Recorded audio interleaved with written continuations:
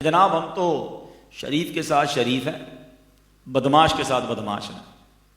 مجھے آج تک یہ سمجھ نہیں آیا کہ وہ کون سا بٹن لگا ہوا ہے آپ کے اندر کہ جب بدماش سامنے آتا ہے تو آپ بھی بدماش بن جاتے ہیں۔ ارے بھائی، شریف آدمی شریف کے ساتھ بھی شریف ہوتا ہے، بدماش کے ساتھ بھی شریف ہوتا ہے۔ وہ کدھر سے بدماش ہو گیا؟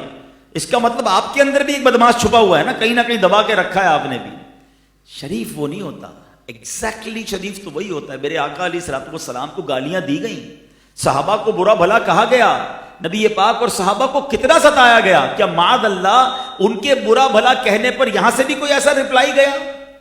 اچھا، نعتیں سب کو یاد ہیں، سلام اس پر کہ جس نے گالیاں سن کر دعائیں دی، اور ہم گالیاں سن کر، میں بتاتا ہوں کون ہوں، اب تیرے کو صحیح طریقے سے بتاؤں گا۔ اور واقعی وہ بتا دیتا ہے وہ کون ہے، کیونکہ اندر والا باہر نکلتا ہے نا، کیونکہ اب اس کو آ جاتا ہے غصہ، اب اندر والا بندہ باہر نکلتا ہے۔ کبھی کبھی تو بندہ کہتا ہے یہ وہی ہے، امام والا، داڑھی والا، نماز پڑھنے والا، پہلی صف میں نظر آنے والا، اس کے منہ سے اتنی گالیاں نکل رہی ہیں۔ ایسا بھی ہوتا ہے کہ نیک نمازی حاجی صاحب کو غصہ آنے کی دیر ہے، پھر حاجی صاحب وہ بن جاتے ہیں کہ سمجھ نہیں آتا۔ اپنے بارے میں سوچئے آپ، یہ نہیں ہے اسلام۔ ہمارے اسلاف برے برتاؤ کے باوجود اپنا برتاؤ کیسے رکھتے تھے، اور پھر رزلٹ میں کیا ملتا تھا۔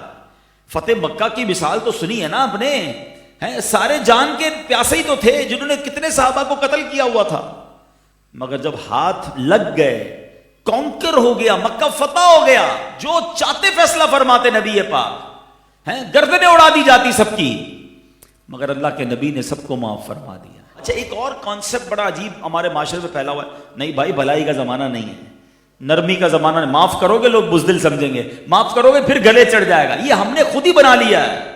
ارے خطرناک ترین دشمن تھے، مشرکین مکہ تھے، اللہ کے نبی نے معاف کیا، اکثر ان میں سے مسلمان ہو گئے۔ پھر وہ مسلمان نہیں ہوئے، صرف ان کی نسلیں مسلمان ہوئی نا، جو پیدا ہوتا گیا مسلمان ہوتا گیا۔ اگر بدلہ لیا جاتا تو اب ان کی نسلیں بھی دشمن رہتی۔ آج ہمارے پاکستان میں بھی کئی علاقے ایسے ہیں جو خاندانی دشمنیاں چل رہی ہیں۔ ہاں، بچہ پالا جاتا ہے دشمنی کے لیے، قبیلوں کی لڑائی ہے، خاندانوں کی لڑائی ہے، برادریوں کی لڑائی ہے۔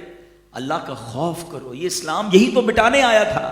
نبی پاک نے جو خطبہ فرمایا حجۃ الوداع کے موقع پر، یہی تو فرمایا کہ اسلام پرانی جاہلیت کی رسم و رواج ختم کرنے آیا ہے، اور ان میں یہ بھی رسم تھی کہ بدلہ لیں گے، نہیں چھوڑیں گے۔ لیکن آج ٹھیک ہے، وہ قبیلے کی لڑائیاں نہیں ہیں تو ویسے ہی ہم نے لڑائیاں مول لی ہوئی ہیں، فلاں سے بات نہیں کریں گے، فلاں کے گھر نہیں جائیں گے، اس کو تو چھوڑیں گے ہی نہیں، ہر جگہ پر ذلیل کریں گے۔ استغفر اللہ۔ خاص طور پہ جو پڑوسی ہے نا، اس کا حق بہت زیادہ ہے۔